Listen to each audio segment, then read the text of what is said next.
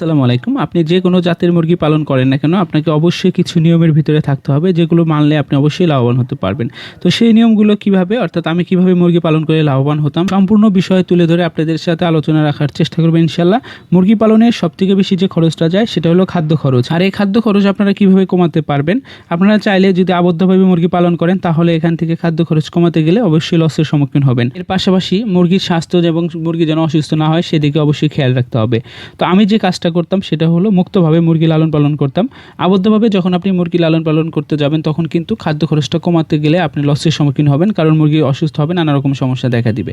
তো মুক্তভাবে মুরগি পালন করলে যে সুবিধাটা হয় সেটা হলো খাদ্য খরচটা যেরকম কম লাগে, সেই সাথে মুরগিগুলো অনেকটা সুস্থ সবল বেশি থাকে। যেমন আমার এখানে আমি 2 বেলা করে ফিড দিতাম, আপনারা চাইলে কিন্তু 1 বেলাও দিতে পারেন, তবে অবশ্যই প্রাকৃতিক খাবারটা যেন বেশি থাকে সেদিকে খেয়াল রাখতে হবে। যেমন আমি এখানে শাকসবজি সহ অন্যান্য খাদ্যগুলো আছে যেগুলো আমি কেটে এখানে দিয়ে দিতাম। আপনারা চারপাশে বাউন্ডারি দেখতেছেন, যার ফলে মুরগিগুলো বাইরে যেতে পারতো না, পাশাপাশি ক্ষতিকর প্রাণী সহজে আঘাত করতে পারতো না। তো এই বিষয়গুলো আমি নিশ্চিত করে মুক্তভাবে লালন পালন করার সিদ্ধান্ত নিয়েছিলাম। আলহামদুলিল্লাহ আমি একটা ভালো রেজাল্ট পেয়েছি। তো আসলে যখন আবদ্ধভাবে মুরগিগুলো লালন পালন করতে গেছিলাম, তখন কিন্তু আসলে লাভ হওয়ার সম্ভাবনা অনেক কম ছিল, অর্থাৎ সেইভাবে আমার লাভ থাকতোই না, কারণ আমি দেখতাম যে পরিমাণ খাদ্য খাইতো ঠিক সিমিলার আমি ডিম পেতাম। তো আমার যে পরিশ্রমটা সেটা এখান থেকে ধরা দিত না। তো এখান থেকে যদি খাদ্য খরচটা কমাইতে পারতাম, এই চিন্তা থেকেই মূলত আমি আবদ্ধভাবে বাদ দিয়ে আমি মুক্তভাবে মুরগি লালন পালন করা শুরু করে দিয়েছিলাম। আলহামদুলিল্লাহ আমি মুরগি সহ অন্যান্য যে কোনো মুরগি বলেন না কেন, অর্থাৎ ডিমের জন্য যারা মুরগি পালন করে থাকবেন, লেয়ার মুরগি ব্যতীত, তারা সবসময় মুক্তভাবে পালন করার চেষ্টা করবেন। আবদ্ধভাবে মুরগি পালন করে লাভবান হওয়াটা অনেকটা কষ্টদায়ক, অর্থাৎ ইউটিউবে যত গল্পই শুনেন না কেন, আসলে বাস্তবতার বিষয়টা পুরাটাই আলাদা। আপনি যখন মুরগি পালন করতে গিয়ে খাদ্যের খরচটা বেশি দিয়ে ফেলবেন, অর্থাৎ খাদ্যটা বেশি খাওয়াই ফেলবেন, তখন কিন্তু দেখবেন ডিম যে পরিমাণ আসতেছে, লাভ যদি হয়েও থাকে, অর্থাৎ আপনার যে পরিশ্রমটা সেটা আপনি পারিশ্রমিক হিসেবে পাবেন না কোনো কিছুই, এটা আপনি নিশ্চিত করে থাকেন। তো আমার কথা একটাই, আপনারা যে কোনো মুরগি পালন করেন না কেন, অবশ্যই আপনারা মুক্তভাবে পালন করার চেষ্টা করবেন। দেখেন, আপনারা যদি লক্ষ্য করেন তাহলে আমি ঘরটা এমনভাবে তৈরি করেছি, বৃষ্টির সিজনে অর্থাৎ বর্ষাকালে আমি কিন্তু চাইলে এই ঘরের ভিতরে মুরগিগুলোকে খাবার সহ মানে আবদ্ধভাবে লালন পালন করতে পারবো আলহামদুলিল্লাহ। তো এই বিষয়টা অবশ্যই আপনারা নিশ্চিত করে রাখার চেষ্টা করবেন। আপনারা যদি ঘর ব্যতীত শুধু মুক্তভাবে লালন পালন করতে চান, তাহলে বর্ষাকালটা অবশ্যই আপনার মাথায় রাখবেন কিভাবে কি করা যায়। আর অবশ্যই আপনারা জমিতে ঘাস লাগানোর চেষ্টা করবেন। আমার যেহেতু এখানে ঘাস লাগানো সম্ভব না, সেক্ষেত্রে আমি অন্য যে খাবারগুলো রয়েছে, যেমন বাঁধাকপি সহ ঘাস, লতা পাতা, সেটা আমি দিয়ে রাখি, ওরা সুন্দরভাবে খেয়ে ফেলে। একটা বিষয় অবশ্যই আপনাদেরকে জানা থাকতে হবে, সেটা হলো আপনি মুরগি যেভাবে পালন করেন না কেন, পরিষ্কার পরিচ্ছন্ন পানি সরবরাহ করতে হবে।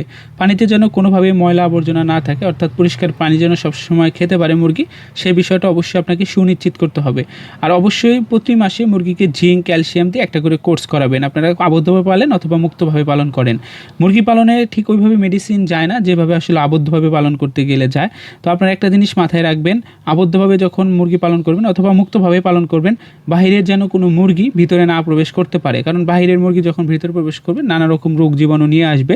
তো এতে করে দেখা যাচ্ছে যেমন বার্ড ফ্লুর মতো নানা রকম রোগ রয়েছে, যেগুলো আসলে হয়ে গেলে একবার আপনার মুরগি বাঁচিয়ে রাখা অনেকটা কষ্টদায়ক হয়ে যাবে। আর ভ্যাকসিনের যে বিষয়টা, আপনারা সবসময় নিখেত এবং গাম্বুরো যে ভ্যাকসিনটা, সেটা অবশ্যই আপনারা করে রাখার চেষ্টা করবেন। আর S9টা আপনারা করাতে পারেন, যেহেতু এটা ব্যয়বহুল হয়ে যায়, সেক্ষেত্রে আপনারা রানী ক্ষেত্রে প্রতি মাসে অন্তত বিশেষ করে 2 মাসের মুরগিগুলোকে RDB যে ভ্যাকসিনটা আছে, রানের মাংস দিতে হয়, সেটা করাতে পারেন।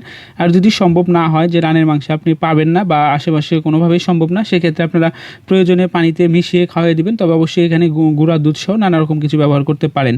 আর ভ্যাকসিন নিয়ে নানা রকম ভিডিও আমার চ্যানেলে দেওয়া আছে, আপনারা চাইলে সেখান থেকে দেখে নিতে পারেন। তো আমি মূলত আপনাদেরকে বোঝানোর চেষ্টা করেছি আপনারা কিভাবে মুরগি পালন করে লাভবান হতে চান। অনেকেই কমেন্ট করে, ভাই আমি নতুন করে খামার শুরু করতে চাই, কিভাবে শুরু করব?